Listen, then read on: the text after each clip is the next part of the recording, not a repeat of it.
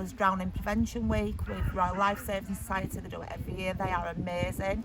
They give so much free advice, but we didn't know about this until obviously like losing David, and then looking into water safety, and obviously I've continued to share the awareness of that, but no one would have known that otherwise.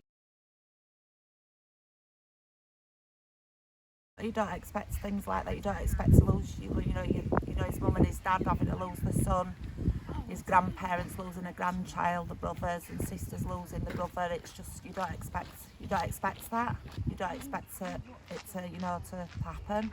All David's friends and family, his mum, his dad, brothers, sisters, and his uncles, they were all hoping that it wasn't happening. It would have been unbelievable kind of thing to think that it had happened. Obviously it had, but we were hoping that maybe he'd run off, he was scared, or because we just knew that he wouldn't go swimming in a lake. He just didn't like getting dirty, a 15-year-old teenager who looked after himself, his appearance, and we just a bit, everybody was just in disbelief really.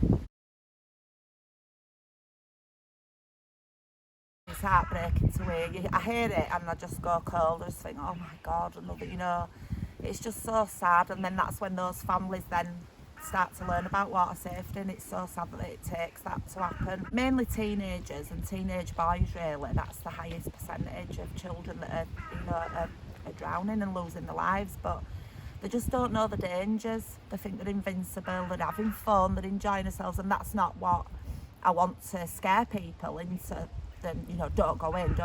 If they're going to go in, be cautious and be more mindful. Well, I think from the age of 11 plus, we've heard already over the news last few weeks, a 27-year-old gentleman, a 13-year-old, by the age ranges are there, but it's getting, in school is getting that water safety out there, because they do road safety, they do all kinds of things, sex education, things like that, so it's why they can't have this in the curriculum blows my mind, because they should really, The thought of anybody having to go through what they all went through that day and losing David and his life being cut short at such a young age is just heartbreaking. So if I can at least, we'll never know, but if I can at least just get a message across to one person who sits down with their teenager or their child and talks to them for 3 minutes about water safety, and it's in their head, then that's what I'll hoping to do,